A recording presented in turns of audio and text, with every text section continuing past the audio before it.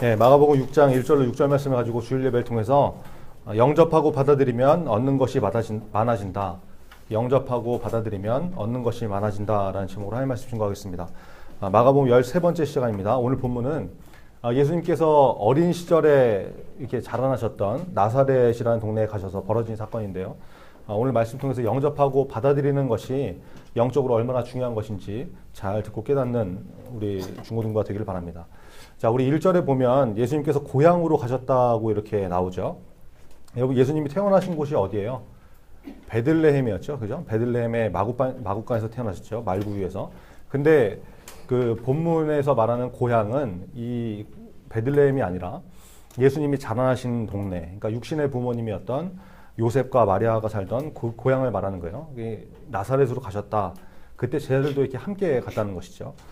여러분, 제자들이 함께 예수님과 갔다는 것을 통해서 뭘 할 수 있냐면, 예수님께서 그 고향에 가셨는데 그냥 뭐 쉬러 가시고 요양하러 가시고 놀러 가신 것이 아니라 가르치시고 제자들을 양육하시고 하나님의 일을 하러 가셨다라는 것을 알 수 있는 거예요. 이 말씀을 통해서 그걸 우리가 알 수 있는 것이죠.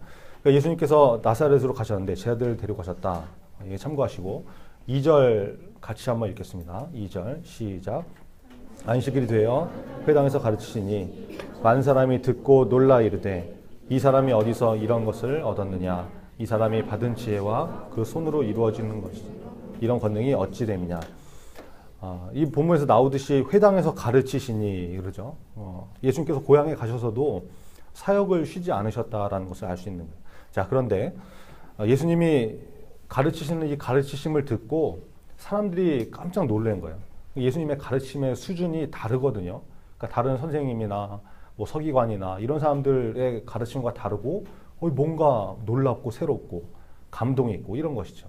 근데 생각해보면 당연한 거죠. 여러분, 우리가 이 세상에 있는 유명한 강사들이나 뭐 선생님들이나 뭐 이런 분의 사상이나 철학 뭐 이런 걸 듣고 그 탁월함에도 놀랄 때가 굉장히 많잖아요. 그죠? 유명한 강사들 뭐 얼마나 말을 잘합니까? 막힘이 없고 지적으로 탁월하고 그런 사람들 보면은 막 감탄이 되고 감동이 되고 막 그러는데, 예수님의 가르침은 뭐 세상에 탁월한 이 정도의 수준이 아니죠. 월드 클래스가 아니라 막 유니버셜, 그죠? 헤븐 클래스, 그죠? 그러니까 하늘로부터 오는 하나님의 영적인 가르침과 해석이니까, 진리의 말씀이니까 당연히 놀라운 거예요. 그러니까 사람들이 막 놀라는 것이죠. 자, 보세요. 근데 사람들이 예수님의 가르침을 듣고 놀랐습니다. 그러나 말씀을 듣고 놀라는 것에 그치면 아무것도 안 된다는 것을 우리가 알 수 있는 것이죠. 여러분, 감탄만 하는 설교, 감동만 받는 설교, 그것이 우리를 변화시키고 신앙이 성장하게 하는 전부가 아니라는 거예요. 무엇이 있어야 됩니까? 들은 말씀 그대로 살 수 있는, 그죠? 작은 것이라도 하나라도 그대로 살 수 있는 능력, 순종이 있어야 된다는 것이죠. 여러분은 전도사의 설교를 듣고, 여러분 중에 뭐 별로 이렇게 감탄이나 감동도 하는 사람이 거의 없지만, 혹시 그런 사람이 있다 그러면, 그 정도 수준에서 머물러 있다 그러면 그것도 훌륭한 것이지만 거기서 만족하고 있어서는 안 된다는 것이죠. 여러분, 잊지 마세요. 본문에 나오는 이 사람들은 예수님의 가르침에 놀라고 그 놀라움이 배척으로 이어지더라라는 거예요. 여러분, 배척이라는 것은 받아들이지 않고 거부하는 거죠. 내치는 걸 말하는 거예요. 영접의 반대말이죠. 그죠? 여러분, 이게 영적으로 큰 문제라는 것입니다. 놀라고 감동받고 찔리고 그 다음에 순종으로 나아가야 되는데, 순종으로 이어져야 되는데 배척으로 이어지는 사람들이 있더라라는 거예요. 여러분, 특별히 말씀을 대할 때, 하나님의 뜻을 깨달았을 때 배척으로 이어지는 사람이 아니라 순종으로 이어져 나갈 수 있는 저와 여러분 되었으면 좋겠습니다. 여러분, 사람들이 배척했던 이유가, 예수님을 배척했던 이유가 3절에 나오는데요. 3절 같이 한번 읽겠습니다. 시작. 이 사람이 마리아의 아들 목수가 아니냐, 야고보와 요셉과 유다와 시몬의 형제가 아니냐, 그 누이들이 우리와 함께 여기 있지 아니하냐 하고 예수를 배척한지라. 여러분, 이 표현을 잘 보세요. 지금 예수님을 누구의 아들이라고 그래요? 마리아의 아들. 마리아의 아들. 여러분, 요셉의 아들이라고 하지 않고 의도적으로 마리아의 아들이라고 표현을 하는 거예요. 여러분, 이스라엘 사람들은 자녀를 부르거나 이름을 지을 때 아버지와 연관을 지어서 하는 그런 관습이 있었거든요. 그래서 성경에 이런 이름들 많이 나오죠. 바로 시작되는 이름. 바. 이게 바라는 단어가 누구누구의 아들이라는 뜻인데, 여러분, 예수님 제자 중에도 밭이 있잖아요. 뭐 밭이라고 하긴 좀 그렇지만 바돌로메 있죠. 그죠? 바돌로메. 이게 무슨 뜻이냐면 이름 자체가 돌로메의 아들 바가 누구누구의 아들이니까 돌롬의 아들 이런 뜻이죠. 그리고 소경 중에 바디메오 있죠. 바디메오. 이 사람은 그럼 무슨 뜻이겠어요? 디메오의 아들이라는 뜻이 바로 이 바디메오라는 거예요. 그러니까 영어로 하면 뭐 무슨 주니어 정도 이런 표현이 되겠죠. 뭐 로버트 다우니 주니어 뭐 이런 거. 그러니까 아버지 이름하고 똑같은데 뒤에 끝에다 주니어라고 다는 거. 이런 것처럼 이스라엘 사람들도 아버지의 이름과 연관지어서 이름도 짓고 또 누구 아들이야 이렇게 소개할 때 주로 아버지를 언급을 하는데 지금 이 고향 사람들이 예수님을 마리아의 아들이라고 표현했다는 거예요. 여러분 성경학자들은 이것을 근거로 해서 뭘 얘기하냐면 아마 예수님의 육신의 아버지인 요셉이 그 당시에 이미 이제 죽은 상태가 아니었을까, 사망했던 것이 아닌가. 그래서 마리아의 아들이라고 불렀을 수도 있다. 이렇게 얘기를 하는데 뭐 그게 사실이라고 해도 유대인들 문화에서는 아버지를 언급하지 않고 이런 표현하는 것 자체가 모욕적인 것으로 여겨질 수 있다는 것이죠. 무슨 의미인지 알겠죠? 그리고 또 어쩌면은 뭐 아버지가 불확실한 사람이라고. 여러분 예수님이 성령으로 잉태되셨잖아요. 그러니까 사람들이 볼 때는 요셉을 통해서 임신이 된 게 아니죠. 그러니까 그런 것을 멸시하는 의미로 표현했다라는 해석이 있을 정도로 이건 굉장히 모욕적인 표현이다. 이렇게 봐야 되는 거예요. 그리고 직업을 뭐라고 해요? 목수라는 직업을 언급을 하죠. 여러분 지금은 물론 그렇지 않지만 옛날에는 이렇게 천한 직업들이 있었잖아요. 그죠? 그래서 그 당시에는 이 목수라는 직업이 천한 직업이었기 때문에 예수님을 지금 그렇게 대하고 있다라는 것을 이 표현을 통해서 알 수 있는 것이죠. 그리고 이어지는 표현들, 뭐 예수님의 동생들, 누이들 이름 대면서 예수의 일가를 우리가 다 아는데 그런 집안에서 뭐 대단한 게 나올 수 있냐, 뭐 이런 것이죠. 그러니까 예수님도 이 땅에서 어린 시절이 있으셨잖아요. 그죠? 아기 예수님으로 오셨으니까. 그런 예수님이 어린 시절 자랐던 모습을 알던 동네 사람들, 육신의 부모를 알고 있었던 사람들, 친척, 형제를 알고 있었던 이 사람들은 야, 네가 코 흘리게 시절이었던 걸 내가 다 봤는데 네가 하나님의 아들이라고? 말도 안 돼. 못 믿어. 배척하는 것이죠. 여러분 우리가 아는 지식이, 우리가 가지고 있는 편견이 진리를 영접하지 못하게 하는 걸림돌이 될 수 있다는 것을 보여주는 거예요. 여러분 신앙생활하면서 우리가 아는 지식이나 편견이 혹시 말씀을 받아들이는 것에 방해가 되지 않는지, 그죠? 걸림돌이 되지 않는지, 말씀에 순종하는 것에 장애물이 되지 않는지 우리 자신을 한번 좀 점검해 볼 수 있는 저와 여러분 되기를 바랍니다. 4절에 나오는 말씀은 예수님 당시에 잘 알려져 있던 격언이에요. 속담 같은 것이죠. 우리 4절 한번 같이 읽겠습니다. 시작. 예수께서 그들에게 이르시되 선지자가 자기 고향과 자기 친척과 자기 집 외에서는 존경을 받지 못함이 없느니라 하시며. 여러분 가까운 사람일수록 존경하기가 좀 어렵죠. 그죠? 가까우면 가까울수록 왜 그래요? 상대방의 약점을 너무 잘 아니까. 그죠? 부족한 면을 너무 잘 보니까. 겪게 되니까 그런 것이죠. 그래서 밖에서 이렇게 아주 인정받는 사람이 집이나 이렇게 가족이나 친척들한테 동일한 수준의 인정이나 존경을 받는 것이 정말 쉽지 않은 것이죠. 유명한 목사님들 가운데도 교회나 뭐 밖에서는 굉장히 존경을 받고 뭐 거의 예수님 같은 대우를 받고 그러지만 집에서는 안 그런 경우가 있잖아요. 그죠? 이런 얘기가 있어요. 뭐 어떤 교회 사모님이 그랬다고 그러죠. 하루는 예배 끝나고 사모님이 집에를 안 가겠다는 거예요. 집에를 안 가겠다. 교회에 있겠다고, 나 여기 살겠다고 그랬다는 것이죠. 그러니까 목사님이 당황해가지고 왜 그러냐고, 뭔 소리냐, 무슨 이유냐, 내가 뭐 잘못했냐 이게 막 물어보니까 사모님이 이렇게 대답을 하더라는 거예요. 당신은 교회에서는 뭐 거의 예수님 같은 모습인데 그래서 너무 좋은데 집에만 가면 너무 인간으로 바뀌어가지고 집에 안 가고 교회에서 살고 싶다고 그랬다는 것이죠. 여러분 뭐 전혀 안 와닿나 본데 하여튼 무슨 의미인지는 알겠죠. 집에서도 목사님으로 집에서도 예수님 같은 모습을 살면 참 좋은데 그게 잘 안 되는 거잖아요. 그렇죠? 가까우면 가까울수록 너무 잘 아니까. 예전에 제가 참 감동을 받은 적이 한번 있었는데 서울에 있는 어떤 이제 큰 교회에서 예배를 드리는데 예배 시간에 보니까 그 교회에 이제 목사님, 사모님이 계실 거 아니에요. 그분이 이제 예배를 드리는데 제 앞자리에서 이렇게 앉아 계시는 거예요. 회중석에 이렇게 다 같이 앉아서 예배를 드리는데 바로 이제 대각선 앞자리에 이렇게 사모님이 앉아 있었던 거죠. 옆인가 앞인가 하는데 하여튼 예배 시간에 여러분 주변에 앉아 있으면 뭐 예배 드리는 모습이 잘 보이잖아요. 그죠? 졸고 있는 것도 다 보이고 뭐 이렇게 무슨 생각하는지 낙서하는 것도 다 보이고 막 이러는데 그래서 우연히 이제 그분의 예배 드리는 모습을 이렇게 보게 되는데 예배 자세가 참 바르시더라고요. 한치의 흐트러짐도 없이. 더 놀라운 것은 설교 시간에 사모님이 메모를 열심히 하시면서 듣는 거예요. 메모를. 제가 그걸 보고 굉장히 감동을 받았어요. 여러분은 그게 뭐냐, 뭐가 감동이냐 이럴지 모르겠지만 여러분 설교 시간에 사모님이 바른 자세로 설교를 들으시는 거는 굉장히 많죠. 그죠? 흔한 일이죠. 예배 자세가 엉망인 사모님 제가 지금까지 봐본 적이 없는 것 같아요. 사모님이 뭐 예배 시간에 다리를 꼬고 듣는다든지 팔짱을 끼고 있다든지 뭐 예배 시간에 존다든지 껌을 짝짝 씹는다든지 이런 건 뭐 거의 본 적이 없는 것 같아요. 근데 메모를 한다는 것은 이건 자주 볼 수 있는 풍경이 아니거든요. 여러분 집에서 부모님이 대화하실 때 아버지가 무슨 말씀하시는데 어머니가 메모지 꺼내가지고 메모하면서 듣는 거 보신 적 있어요? 뭐 마트에서 이거 사와라 저거 사와라 이거 할 때 그럴 때 적는 거 말고 아버지가 뭘 얘기하는데 그걸 메모하면서 듣는 거 보신 적 있냐고. 들은 채도 안 하고 딴청 안 하면 다행이죠. 근데 이 사모님은 설교 시간에 메모를 이렇게 하면서 듣더라는 거예요.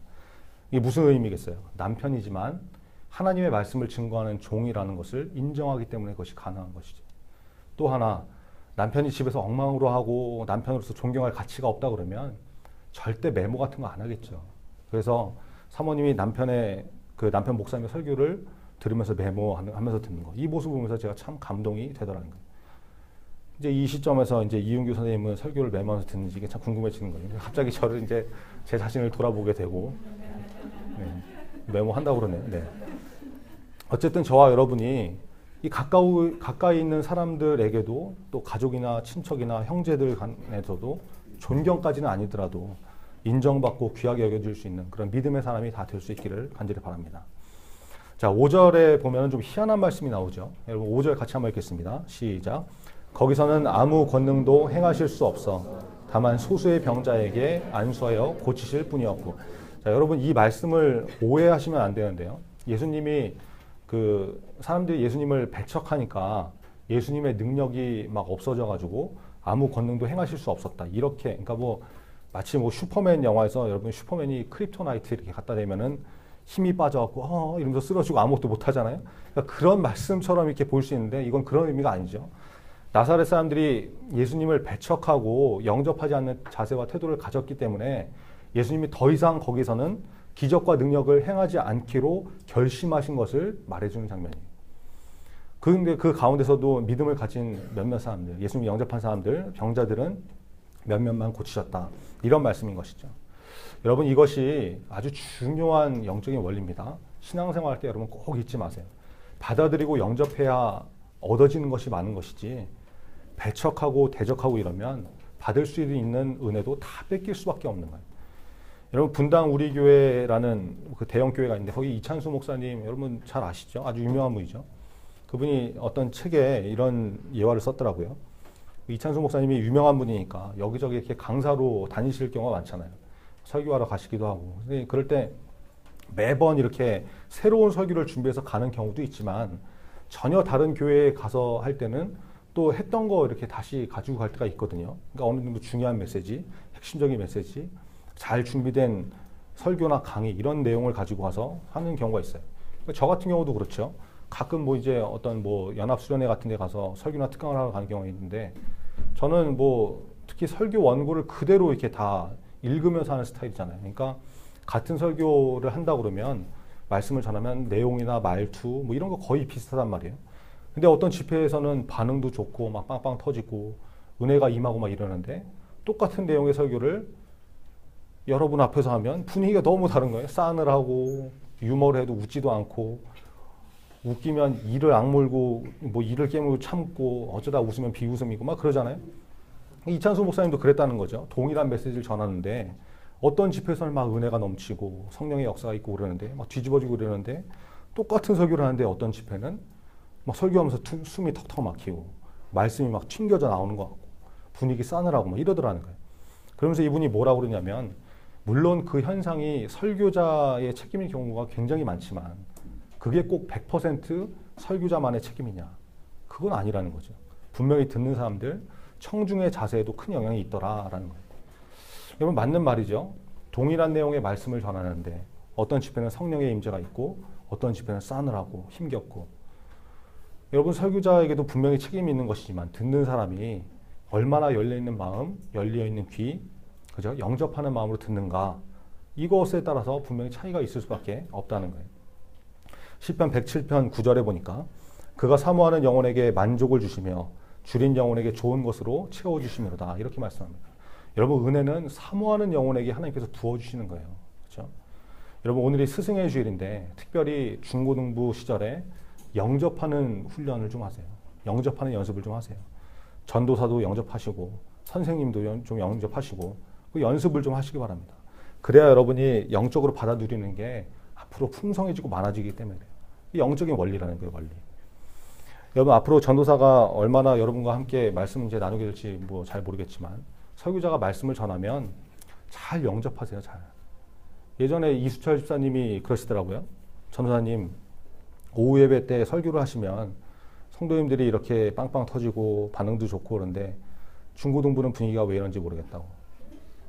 저도 모르겠어요, 저도. 예. 근데 집사님이 봐도 분위기가 뭔가 다르다는 거죠. 그래서 제가 곰곰이 생각을 해보니까 오후 예배 때 설교를 하면 이게 좀 차이가 있어요, 차이가. 거기 앉아있는 성도님들은 말씀을 잘 영접해요. 뭐 항상 그런 것은 아니고 뭐 다 그런 건 아니지만 대부분 느낌이 그래요. 전도사가 설교 뭐 20분에서 25분 정도 되니까 짧기도 해서 이렇게 영접을 하는 걸 수 있겠지만 설교 내용이 무슨 소리 하는지 메시지가 명확하고 살짝 재미도 있고 그래서 그런지 여러분 전혀 동의를 못하는 표정이지만 하여튼 말씀을 잘 영접한다고요? 근데 참 받아들이지 않는 건 여러분 좀 문제가 있는 거죠. 어른 예배 때는 이렇게 살짝 그 드립을 치면 별로 웃기지 않는 그 아재 개그를 해도 이게 잘 웃어주세요. 빵빵 터지고. 권사님들이 저를 보시면 어린 전도사여서 귀여워서 그런지 뭐 잘 웃어주신다고.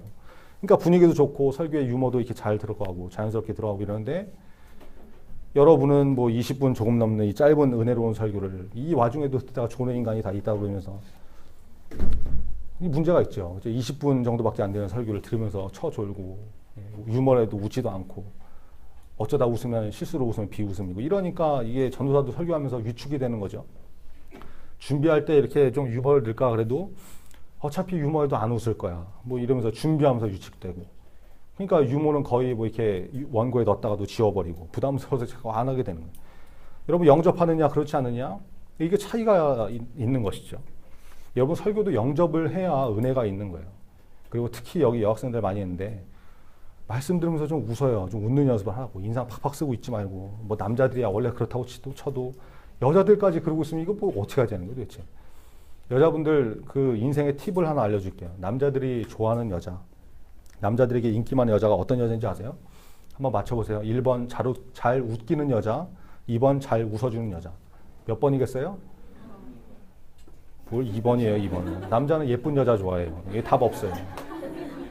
웃기는 여자, 여러분, 웃기는 여자는 이건 더 필요 없죠. 이건 뭐 개콘에나 필요한 거지. 이거 예쁜 여자가 좋은 거죠. 그 다음에 좋은 여자가 잘 웃어주는 여자예요. 잘 웃어주는 여자. 별로 안 웃겨도 막 까르르 이렇게 웃어주는 여자. 아재 개그를 해도 웃어줄 수 있는 마음을 가진 여자. 그죠? 그러니까 이민주가 남친이 있는 거죠. 잘 웃어주니까. 얘 인터뷰할 때도 그냥 아무 말도 안 하고 계속 옆에서 까르르 웃기만 하고 웃어 그러면 그냥 웃고. 근데 여러분 뭐 얼굴로 승부도 안 되면서 안 웃고 웃어도 비웃고 이러면 이게 인생이 어려워지는 거예요. 아주 참 걱정이 되는데. 여러분 얼굴로 승부 볼 사람 별로 이렇게 없는 것 같은데 그러니까 잘 웃어줄 수 있는 여러분 좀 됐으면 좋겠습니다. 여러분 오늘 스승의 주일인데 특별히 여러분 선생님들 좀 잘 영접하세요. 선생님들. 담임 선생님들 자주 결석하는 반이 있죠. 여러분 그 반은 반 학생들이 문제가 있는 거예요. 반 학생들이. 여러분이 만약에 담임 선생님이 주일날 안 나오시면 막 안타까워하고 눈물 흘리고 선생님 보고 싶다고 쌤 없으면 어떻게 하냐고 안 된다고 막 평소에 이러면 여러분 선생님이 결석을 하겠어요? 아파서 입원을 해도 링거 꽂고라도 이렇게 나오지.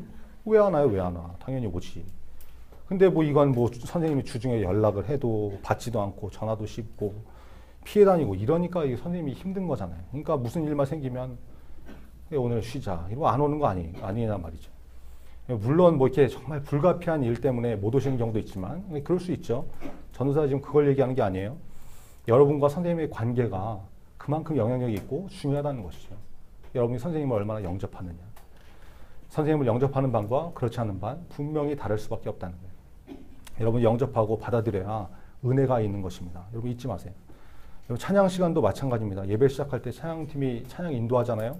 그러면 여러분 마음을 열고 은혜를 사모하는 마음으로 찬양하는 사람들이 모여있는 곳하고 그냥 마지못해서 박수나 치고 리더는 왜 저러냐, 악기는 왜 맨날 박자도 못 맞추냐 율동은 왜 이렇게 뻣뻣하냐, 마네킹이냐 이러고 앉아있으면 우리 찬양팀이 그렇다는 것이 아니라 하여튼 그렇게 앉아있다 그러면 여러분 어떤 것이 은혜가 되겠어요? 어떤 것이? 당연히 찬양 인도자와 회중이 같이 뜨겁게 열린 마음으로 찬양하는 곳에 하나님의 은혜가 임하는 것이죠. 그렇죠? 다를 수밖에 없는 거예요. 우리 중고등부가 말씀을 영접하고 또 선생님을 영접하고 예배를 영접해서 늘 충만한 은혜가 있고 성령의 임재가 있는, 그렇죠? 살아있는 예배를 드릴 수 있는 우리 중고등부 다 되기를 간절히 바랍니다. 그러면 우리 중고등부 달라집니다. 이 말씀을 꼭 붙들 수 있는 저와 여러분 되길 바랍니다. 마지막 6절 같이 한번 읽겠습니다. 6절 시작. 그들이 믿지 않음을 이상히 여기셨더라.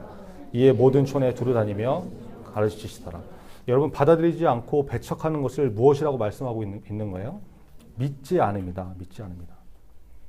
여러분 영접의 반대는 배척이고 이 배척은 믿지 않음이다. 이렇게 볼 수 있는 것이죠.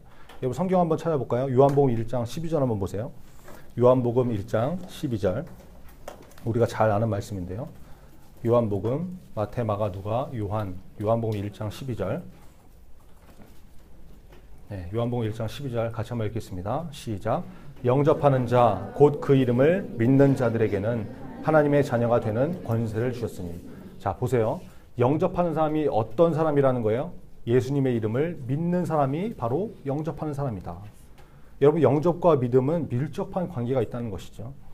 예수님을 배척한 사람들은 믿지 않는 것이라고 말씀하는 것이 바로 이 의미예요. 여러분, 영적으로 영접하는 훈련을 잘 할 수 있는 그런 중고등부 되었으면 좋겠습니다. 스승의 주일을 맞이해서 이 말씀을 우리에게 주시는 이유가 무엇일지 한번 잘 묵상해 보세요. 우리가 마가복음을 시리즈로 이렇게 쭉 나누고 있는데 스승의 주일에 이 영접에 대한 말씀을 왜 주시는지, 이게 과연 우연의 일치인지, 아니면 오늘 바로 지금 우리에게 꼭 필요한 말씀이기 때문에 하나님이 우리에게 주시는 메시지인지 좀 잘 분별하시고, 이런 말씀을 영접하고 또 하나님께서 주신 선생님들을 잘 영접하고 또 예배를 잘 영접하는 예배자가 되어서 하나님께서 사주시는 귀한 믿음의 사람 다 되는 저와 여러분 되길 바랍니다. 기도하겠습니다. 여러분, 영접하고 받아들이는 신앙의 자세가 있을 때 하나님께서 부어주시는 복과 은혜를 받을 수 있습니다.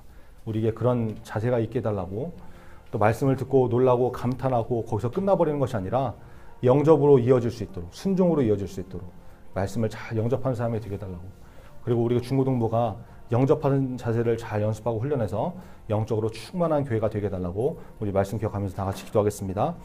아버지 하나님 감사합니다.